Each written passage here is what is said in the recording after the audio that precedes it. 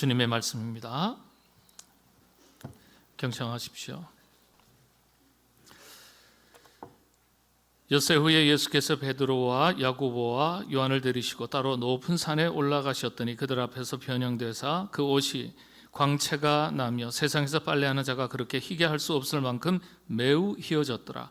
이에 엘리야가 모세와 함께 그들에게 나타나 예수와 더불어 말하거늘 베드로가 예수께 고하되 랍비여 우리가 여기 있는 것이 좋사오니 우리가 초막 셋을 짓되 하나는 주를 위하여 하나는 모세를 위하여 하나는 엘리야를 위하여 하사이다 하니 이는 그들이 몹시 무서워하므로 그가 무슨 말을 할지 알지 못함이더라. 아멘.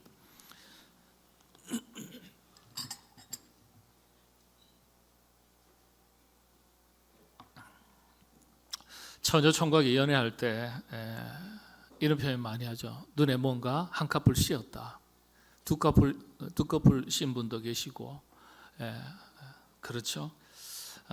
눈에 뭔가 한 커플 씌어가지고 서로 바라보기만 해도 그렇게 예쁘고 멋지고 아름답게 보이고 더 좋을 수가 없어서 그래서 결혼했다 그렇게 말하는 경우가 더러더러 있습니다. 물론 시간이 가면 한 커플, 두 커플 다 벗겨지면서 실체를 보기도 하지만 그래도 결혼할 때까지는 사랑하는 마음을 그렇게 표현합니다. 오직 사랑하는 사람, 대상 그것만 보이는 것이 사랑이라 하겠습니다. 마음에 가득 차면 눈에도 그렇게 보이는 법입니다.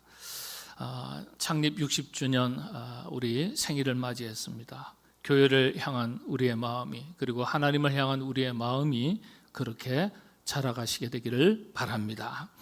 오늘 이야기 본문을 한번 살펴보겠습니다. 이야기의 대강이 이렇습니다. 베드로, 야고보, 요한 세 제자, 이 제자가 예수님과 함께 어느 높은 산에 오르게 됩니다. 그런데 그곳에서 예수님의 모습이 이전과는 전혀 다른 모습으로 변화되신 것을 보게 됩니다. 그 모습을 성경은 이렇게 기록하고 있습니다. 3절이죠. 예수님께서 입고 다니시던 옷에서 광채가 났다. 그 옷이 광채가 났다. 근데 보니까요, 세상에서 빨래하는 자가 그렇게 희게 할 수 없을 만큼 희게 되었다. 그때 또 엘리야 선지자 그리고 위대한 지도자 모세가 함께 나타나서 예수님과 더불어 함께 대화를 하시는 모습을 제자들이 보게 되었습니다. 이 장면이 너무나 특별하고 신비롭고 놀랍고 또 영광스러운 장면이어서 베드로가 너무 감격해서 예수님께 이렇게 청합니다. 주님, 저희들이 여기 있는 것이 너무 좋사오니 너무나 감격스럽고 이런 말할 수 없는 기쁨이 되어서 조금 더 오래 머물고 싶습니다. 그래서 그냥 머물 수 없으니까 아마도 며칠 더 있고 싶었던 것 같았습니다. 그래서 엘리야 선지자를 위해서 또 모세 지도자를 위해서 그리고 주님인 예수님께서 머물 수 있는 초막 셋을 세 채를 짓겠다 말씀을 드렸습니다. 잘 모시기 위해서 함께 있고 싶어서 너무나 좋아서 그렇게 요청한 것입니다. 제자들의 입장에서 볼 때는요, 구약 시대로부터 이스라엘 백성들에게 있어서 최고의 지도자는 언제나 모세였습니다. 민족의 위대한 지도자. 또 구약 전체를 통틀어서 많은 선지자들이 있지만은요, 이스라엘 백성들에게 있어서는 최고의 선지자를 이야기하라면 두말할 것도 없이 언제나 엘리야 선지자를 꼽습니다. 하나님께서 쓰신 위대한 지도자여서 이스라엘 백성들은 누구나 할 것 없이 존경하는 지도자였습니다. 한 사람은 영적인 지도자였고 다른 한 사람은 정치적 지도자였습니다. 엘리야는 대제사장으로서 선지자로서 영적인 지도자죠. 그리고 모세는 정치적 지도자였습니다. 뭐 그렇게까지 할 것인가 할지 모르겠지만은요, 요즘 한류 스타들이 외국에 나가면요, 공항이 마비될 정도로 팬들이 몰려온다 그래요. 자기가 좋아하는 스타의 얼굴을 한 번이라도 보고 싶은 마음에서 그렇게 쏟아져 나오는 것입니다. 그렇게 사람이 많이 나오면 그 얼굴 한번 제대로 볼 수나 있겠습니까? 한때 한국의 유명한 스타 한 사람이요, 일본 어느 공항에, 제가 알고 있기로는 간사이 공항입니다. 이 공항에 도착하는 것을 알고서요, 도착하기도 전에 미리 수많은 인파들이 쏟아져 나와서요, 우리 한국에도 유수거리가 되었고 일본에서도 유수거리가 되었습니다. 그 간사이 공항이 마비가 되었습니다. 하루 동안. 정말 대단하지 않습니까? 아마도 그런 상황, 그런 마음이었던 것 같습니다. 그도 그럴 것이 제자들의 흥분 상태를 나타내는 구절이 있어요. 6절 한번 보시겠습니다. 6절 한번 보실까요? 예. 이는 그들이 몹시 무서워함으로 그가 무슨 말을 할지 알지 못함이더라. 이 구절이요. 사실 읽을 때 별 생각 없이 읽고 지나갈 수 있지만은 그렇지 않습니다. 예. 오늘 보니까 한글 성경에는 몹시 무서워하여 그랬어요. 번역에 한계가 있었던 것 같습니다. 몹시 무서워하여. 이 한글 성경에는 이렇게 표현되어 있지만은 헬라어 원어에는 에크포보스라고 해서 매우 놀랐다 이런 단어를 사용했어요. 매우 놀랐다. 물론 무서워하다는 뜻도 일부 담겨져 있습니다. 그런데 이 에크포보스라는 단어는 원래는 매우 놀랐을 때, 무서워도 놀라고 너무 기분 좋아도 놀라고 뜻밖의 사건을 경험해도 놀라지 않습니까? 그걸 다 통칭하는 단어예요. 그래서 무서워했다기보다는 매우 놀랐다, 몹시도 놀랐다 이렇게 번역하는 것이 더 매끄러운 번역입니다. 무서움과 놀라움이 함께 담긴 표현이라 어쨌든 하겠습니다. 이미 죽은 엘리야가 살아나고요, 위대한 지도자 모세가 살아나서 예수님과 대화를 하니까 놀랍기도 하지만은 죽은 사람들이 살아났으니까 무섭기도 한 거예요. 한마디로 제자들 수준에서는 이해가 안 되는 상황이 지금 벌어진 것입니다. 여기에 대해서 제가 오늘 읽지는 않았습니다만은 7절, 8절, 9절까지 내용을 보면 그렇습니다. 마치 구름이 와서 7절에 보면요, 하늘에 구름이 드리워지고 음성이죠. 곧 하나님의 음성까지 더해지니까 정신이 하나도 없는 상황이 되었습니다. 그런 상황이나 다름없습니다. 이는 내 사랑하는 아들이니 너희는 제 말을 들어라. 소리는 분명히 있는데 음성에 실체가 보이지 않으니까 이게 꿈인지 생시인지 하는 것입니다. 정신을 똑바로 차리고 둘러보니까요, 그렇게 보니까 8절에 보면 문득 둘러보니 아무도 보이지 아니하고 아무도 없는 거예요. 예수님과 제자인 자신들 뿐이었어요. 그러니 더더욱 헛것을 본 것인지 생시인지 꿈인지 하는 것입니다. 그런데 헛것은 아니었습니다. 예수님께서 방금 듣고 보고 경험한 것들에 대해서 아무에게도 이야기하지 말라 이렇게 당부하셨으니까, 그러니까 틀림없이 꿈은 아닌 거예요. 꿈은 아니었어요. 분명 일어난 실제적인 사건인 것을 우리가 알 수 있습니다. 여기까지가 그 유명한 예수님의 변화산 사건의 이야기의 대강이에요. 흔히 예수님의 모습, 특히 옷이 갑작스럽게 변화되셨기에 예수님의 변모 사건 이렇게도 통칭하고 있습니다. 변화산의 사건, 예수님의 변모 사건, 똑같은 의미죠. 이 사건은 아주 특별한 사건이었습니다. 그래서 그런지 마태복음, 마가복음, 누가복음, 공간복음서죠. 세 개 복음서의 공이 동일하게 기록되어 있습니다. 여러분, 예수님의 일대기를 기록한 사건들 얼마나 많습니까? 그 중에서 동일하게 세 개 복음서, 공간복음서에 같이 공통으로 기록되어 있는 사건들은 많지 않아요. 그런데 예를 들면 오병이어 사건이 다 기록되어 있죠. 마태, 마가, 누가, 요한복음까지 기록되어 있고요. 마태, 마가, 누가복음 이 세 성경에 기록된 것만 해도 아주 많지는 않아요. 그런데 그 중에 하나가 변화산 사건입니다. 그러니까 특별한 중요한 영적인 교훈이 있다는 뜻입니다. 한국 교회에서는 이 부분에 대해서 잘 다루지 않고 지나가는 경우가 대부분입니다. 성도님들도 변화산 사건에 대해서 그런 일이 있었지 하는 정도로 해서 다 지나가 버려요. 그렇게 지나가기에는 너무도 중요한 영적인 교훈이 담겨져 있음에도 불구하고 거의 다루지 않습니다. 그래서 변화산 사건, 그 사건에 담긴 영적인 교훈이 무엇입니까? 질문하면요, 19이 아니라 199분은요 뭔지 몰라요. 목사님조차도 다루지 않고 교회에서도 성도님들 성경 공부 시간에도 별로 다루지를 않아요.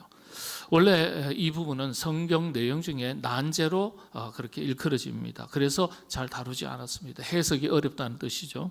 신비적인 내용에 대한 해석은 원래부터 어렵습니다. 그래서 요한계시록을 잘 다루지 않아요. 목회자들이 그 부분만 전공하거나 깊이 공부하지 않으면 부담스러운 부분이 있기 때문에 그렇습니다.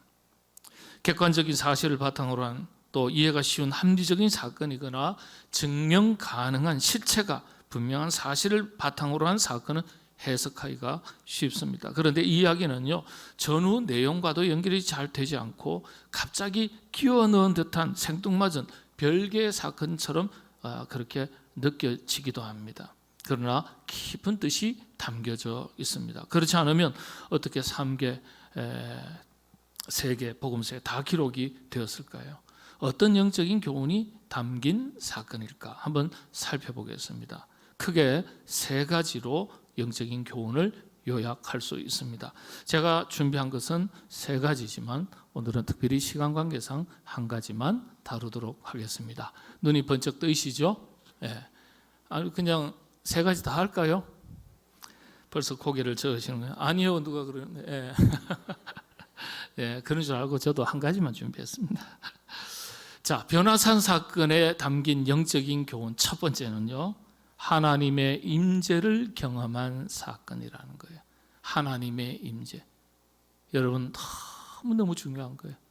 우리가 신앙생활하면서 하나님의 임재를 경험한 사건이 내 안에 없다. 안타까운 일이에요. 안타까운 일. 베드로, 야고보, 요한 3제자만 그런 게 아니에요. 당시에 12제자가 다 그랬어요. 하나님의 임재에 대한 영적 경험이 부재했습니다. 후에 마가다락방에서의 오순절 성령 임재 사건이 있었지만 그 이전 예수님을 따르던 시기부터 예수님과 동행하면서도 하나님의 임재에 대한 특별한 경험이 없었습니다. 예수님과 다니면서 기적도 많이 보고 이적도 많이 봤는데 아니 그런 경험요? 그런 경험이 없다니요? 아니요. 많은 기적과 이적의 사건들을 듣고 보았지만은 자신의 내면 세계에 뜨겁게 임하시는 하나님의 임재에 대한 경험이 부족했습니다. 인간의 지식 수준에서 예수님을 이해하고 믿고 따른 것이었습니다. 그래서 이 예수님의 변화산 사건은요, 제자들에게 하나님 임재에 대한 특별한 영적 경험의 기회가 되는 사건이었습니다. 이게 우리들에게 도전이 됩니다. 우리가 그리스도인으로서 하나님의 백성으로 하나님의 자녀로 예수님을 믿고 지금 살아가고 있지만 우리 가운데 임재하시는 하나님의 임재, 성령님의 임재에 대한 자각과 믿음의 확신, 영적인 경험이 부족한 경우가 너무도 많습니다. 더 나아가서 예수님과 동행하면서 살아가는 것에 대한 내적 확신과 감격과 감동, 감사가 부족합니다. 예수님과 동행하면서 살아간다고 말하면서도 성령님의 임재가 느껴지지 않고 믿어지지도 않는다면 바로 하나님의 임재에 대한 내적인 깨달음도 부족하고 임재에 대한 자각도 없고 믿음의 확신도 부족한 경우라고 할 수 있겠습니다. 물론 성령님의 임재가 어떤 무슨 신비한 환청이나 환시로만 경험되는 건 아닙니다. 어떠한 자각도 없을 수 있어요. 그러나 우리의 믿음의 수준이 영적인 심령 가운데 뜨겁게 임하시는 성령님에 대한 자기 확신, 믿음의 확신으로까지 나아갈 수 있어야 됩니다. 그 단계까지 가는 믿음이 되어야 되는 것이죠. 그런데 그렇지 못한 경우가 대부분입니다. 여러분, 내면 세계의 믿음의 확신을 가지고 믿는 것과 믿어보는 것과는 달라요. 제가 늘 말씀드리잖아요. 이 세상에는 2 종류의 사람이 있습니다. 예수님을 믿는 사람과 믿지 않는 사람. 근데 교회 안에 보면요, 또 2 종류의 성도들이 있어요. 예수님을 믿는 성도님이 있고 예수님을 만난 성도님이 있어요. 예.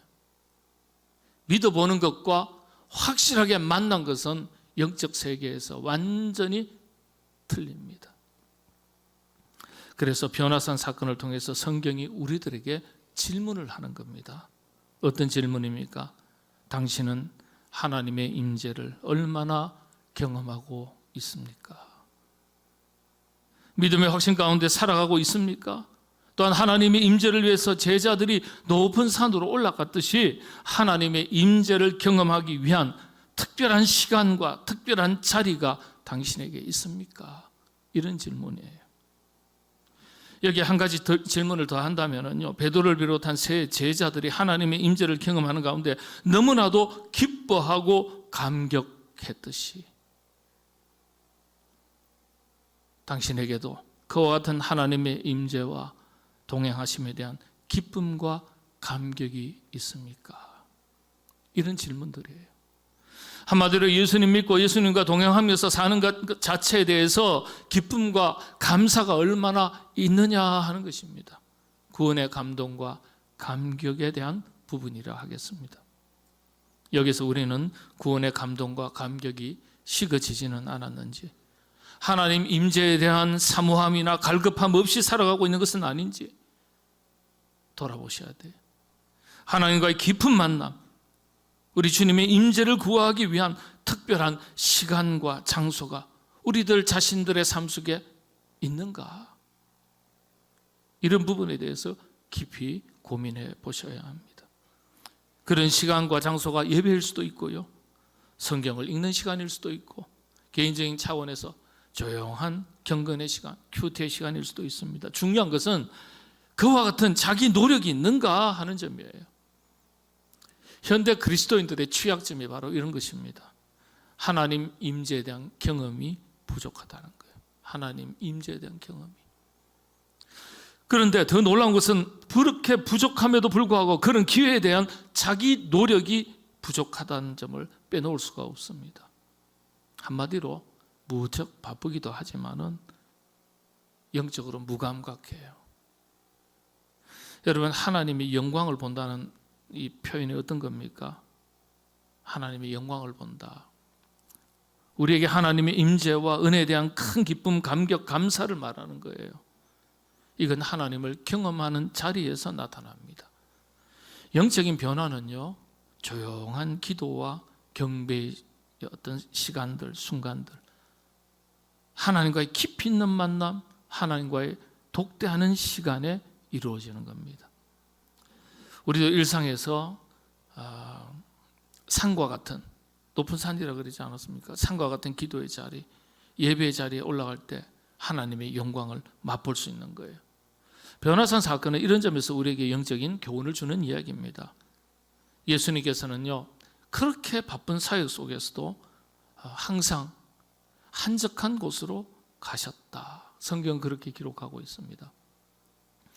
이 복음서에 보면은 예수님의 일대기를 기록했을 때 사역을 하시다가 잠시 쉬러 가신 게 아니라 항상 쉬러 가셨음에도 불구하고 성경은 어떻게 기록하고 있냐면 한적한 곳으로 나아가사.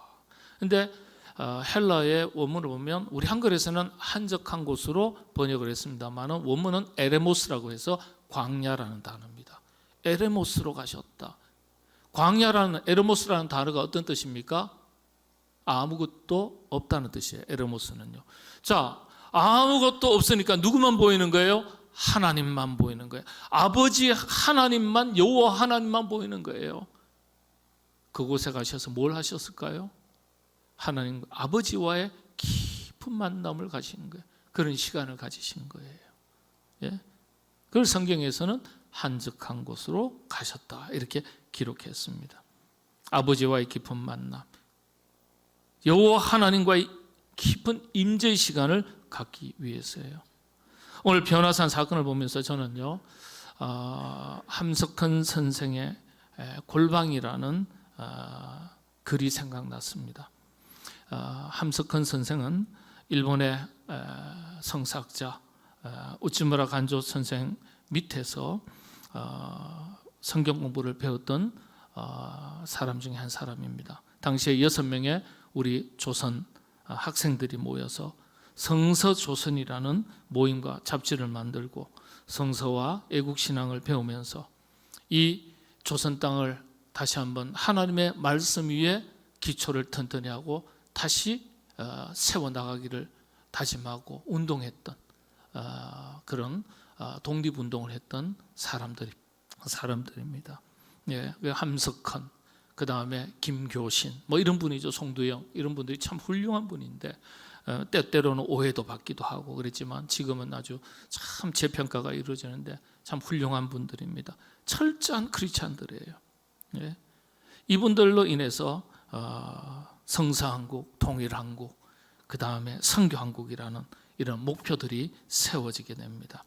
그 중에서 그렇게 공부하고 기도했던 인물 중에 한 분이 함석헌 선생인데, 이분이 쓴 글이 이런 글이 있습니다. 그대는 골방을 가졌는가. 제가 한번 쭉 읽어드릴 테니까 한번 보시죠. 그대는 골방을 가졌는가. 이 세상의 소리가 들리지 않는, 이 세상의 냄새가 들어오지 않는 은밀한 골방을 그대는 가졌는가. 그대는 님 맞으려 어디 갔던가. 내 거리에든가. 님은 티끌을 싫어해. 내 거리로는 아니오시네. 그대는 님 어디다 영접하려나. 화려한 응접실인가. 님은 손 노릇을 좋아하나. 음적실에는 아니오시네. 님은 부끄러움이 많으신 님, 남이 보는 줄 아시면 얼굴을 붉히고 고개를 숙여 말씀을 아니 하신다네. 님은 씨앗이 강하신 님, 다른 친구 또 있는 줄 아시면 애를 태우고 눈물을 흘려 노여워 도망을 하신다네. 님은 은밀한 곳에만 오시는 지극한 님, 사람 안 보는 거룩한 곳에서 귀에다 입을 대고 있는 말을 다 하시며 목을 끌어안고 입을 맞추자 하신다네. 그대는 님이 좋아하시는 골방 어디다 차리려나. 깊은 산엔가 거친 들엔가. 컴컴한 지붕 밑엔가. 또 그렇지 않으면 지하실엔가. 님이 좋아하시는 골방 깊은 산도 아니요 거친 들도 아니요 지붕 밑도 지하실도 아니요 오직 그대 맘 은밀한 속에 있네. 그대 맘에 내 문 밀리밀리 닫고 세상 소리와 냄새 다 끊어버린 후 맑은 등잔 하나 가만히 밝혀만 놓으면 극진하신 님의 꿀같은 속삭임을 들을 수 있네. 예. 그대는 골방을 가졌는가. 골방이 무슨 뜻일까요? 하나님의 임재를 깊이 경험할 수 있는 그런 시간, 그런 자리가 여러분들에게 있는가? 자신에게 있는가? 하나님의 음성을 듣고 하나님의 뜻을 깨달을 수 있는 그런 시간과 자리가 있는가? 그게 골방입니다. 그게 골방. 예. 우리가 영적인 존재로서 육신의 귀는 살지만은 하나님의 음성을 제대로 듣지 못하는 기복은 자가 될 수 있고요. 육신의 눈은 있지만은 뜨고 있지만은 하나님의 사람이 하나님의 사건을 볼 수 없다면 눈 어두운 자나 다름없는 것 아니겠습니까? 그 하나님의 깊은 임재를 통해서 우리의 눈이 밝아지고 우리의 귀가 열려야 되는데 그런 시간과 자리가 우리 안에 있는가? 그걸 묻는 거예요. 그대는 골방을 가졌는가?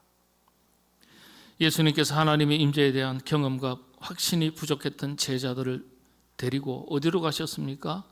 성경에 보면은 2절에 보면 데리시고 따로 높은 산에 올라가셨더니 이렇게 기록되어 있습니다. 따로 높은 산. 무슨 뜻일까요? 골방이죠. 구별된 자리와 시간을 말합니다. 구별된 자리와 시간. 여러분, 현대 그리스도인들의 최대 약점 중에 하나가 뭡니까? 하나님의 임재를 경험하는 구별된 자리와 시간이 부족하다는 점이에요. 아니요. 부족한 것이 아니라 마음이 없다고 하는 것이 더 정직한 표현일 것입니다. 마음이 없어요. 예수님께서 따로 높은 곳으로 제자들을 데리고 오르신 이유가 무엇입니까? 그래서 그들에게 골방과 같은 구별된 시간과 자리를 만들어 주시기 위해서예요. 하나님의 임재를 경험하도록 하기 위해서. 목사도 참 바쁩니다. 젊었을 때는 모르는데 물론 지금도 젊습니다. 나이는 묻지 마세요. 근데 60줄에 딱 올라가고 나니까요, 노회도 총회도 이런저런 일들이 자꾸 맡겨지고요. 목사는 목회가 우선이죠.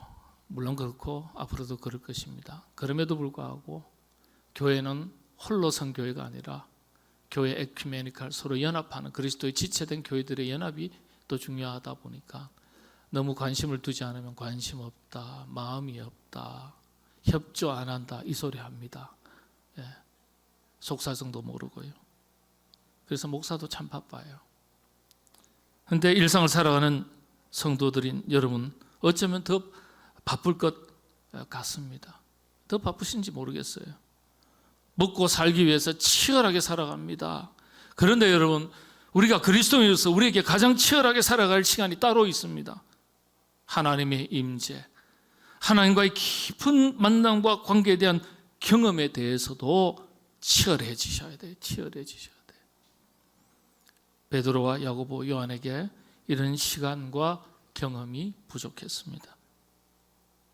베드로, 야고보, 요한만이겠습니까? 우리들의 자화상이에요. 우리들의 자화상. 그래서 주님께서 이들을 데리고 따로 높은 산으로 가신 거예요. 그리고 그곳에서 엄청난 사건을 경험하게 됩니다. 한마디로 요약하면 하나님의 임재입니다. 베드로는 그 경험이 너무나 좋았다고 느꼈습니다. 아무나 느끼는 것 아니에요. 얼마나 좋았길래 엘리야, 모세, 그리고 예수님, 이 세 분과 더 오랜 시간 함께 있고 싶어서 세 분이 더 머무를 수 있도록 초막을 셋이나 짓겠다고 했을까요? 하나님의 임재, 영적인 깊은 만남에 대한 갈급함, 기쁨과 감격과 감동의 표현입니다. 저와 여러분, 우리 모두에게도 이런 은혜가 있으시게 되기를 바랍니다. 소망합니다. 사랑하는 사람은 만나면 헤어지고, 헤어지면 또 만나고 싶어집니다. 기다려집니다. 신앙생활에 그런 깊이가 있어야 되는 거예요. 그냥 예수님 믿는 것이 아니라 예수님 믿는 것이 좋고 예수님 만난 것이 좋아서 더 깊이 만나고 싶은 열망이 우리 안에 생길 수 있어야 됩니다. 예수님을 통해서 무엇을 얻고 누리는 것이 아니라 예수님과 함께 있는 것 자체가 좋은 단계로까지 나아가야 되는 겁니다. 여러분, 사랑하는 사람은 그 대상과 함께 있는 것 자체로 자신에게 기쁨이 돼요. 자녀들이 시집 장가 가서 손주를 낳으면 할아버지 할머니에게 이 손주들이요, 얼마나 그렇게 이쁘고 사랑스러울 수가, 얼마나 사랑스러운지 모른다 그래요. 손주가 뭘 주는 게 아니에요. 존재 그 자체가 사랑스럽고 이쁜 거예요. 그래서 함께 하고 싶은 거예요. 함께 하는 것 자체가 행복인 거예요. 우리가 예수님 믿을 때 우리의 믿음의 깊이가 예수님이 나와 함께 하신다는 것 자체가 기쁨이 되는 단계로까지 갈 수 있어야 됩니다. 여러분의 신앙이 그런 신앙의 단계가 되시기를 바랍니다. 우리 함께 노력해 보셔야 돼요. 그리고 새 제자에게 따로 높은 산에 올라가서 주님의 변모를 경험하는 그런 은혜의 기회를 주셨듯이 저와 여러분, 우리 모두에게도 우리 하나님께서 그와 같은 은혜의 기회를 더해 주시기를 소망합니다. 우리 이 시간 찬양 하나 하겠습니다. 그리고 제가 기도하겠습니다. 우찌무라 간조 선생이 글을 썼고요. 우리 지금은 장로님이세요. 주수길 장로님. 예전엔 주수길 집사님이었는데 싱코노니아 참 2000이라는 책이 있죠. 그 선교단체인데 제 아내가 거기서 한때 반주자로 봉사를 했습니다. 선교 활동을 했는데 제 결혼할 때 참 축하해 주시고 그러셨는데 주수길 장로님 곡을 붙이셨습니다. 내촌 우찌무라 간조 선생, 예수를 깊이 생각하자. 참 훌륭한 분입니다. 일본이 한반도를 침략하고 짓밟는 것에 대해서 아주 반대하고 그리스도인들이 세계 평화를 위해서 일본이 쓰임받아야 되지 한 나라를 짓밟는 데 이용되어서는 안 된다. 그래서 일본 분인데도 불구하고 참 핍박을 많이 받았어요. 세계 인류 평화와 공존을 위해서 일본이 쓰임받아야 되고 교회가 그런 역할을 해야 된다. 참 훌륭한 분입니다. 일본에도 이런 분이 있어요. 이분이 쓰신 글인데 곡을 붙였습니다. 한번 찬양해 보겠습니다.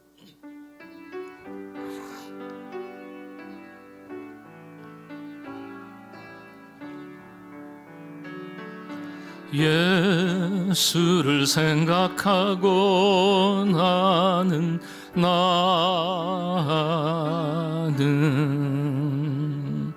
나의 가난함도 슬프지 않고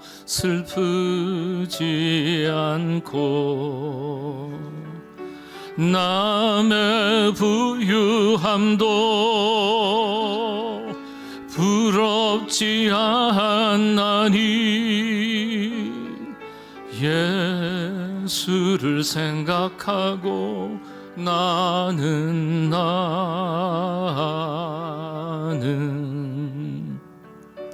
오직 감사한 마음이 넘칠 따름이라. 예수를 생각하고 나는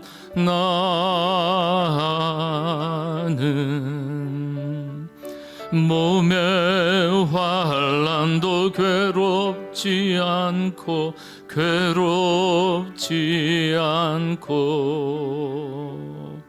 그 행복도 사모하지 않나니 예수를 생각하고 나는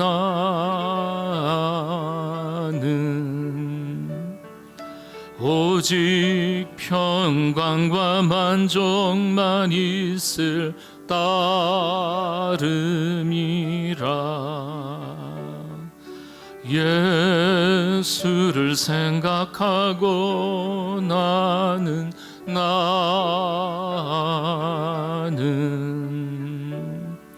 일에 실패에 실망치 않고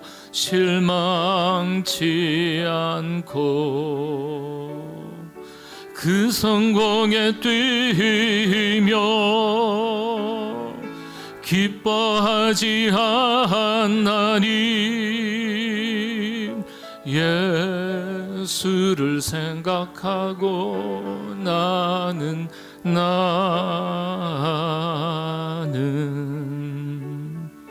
오직 영원한 승리자이기 때문이라. 기도하겠습니다. 예수를 깊이 생각하라. 주님의 임재하심을 사모하고 간절히 구하고 주님과 함께 동행함을 믿음의 확신 가운데 거하고 그리고 주님과 동행하는 복된 삶을 살아가도록 우리의 믿음을 이끌어 주시옵소서. 예수님의 이름으로 기도하옵나이다. 아멘.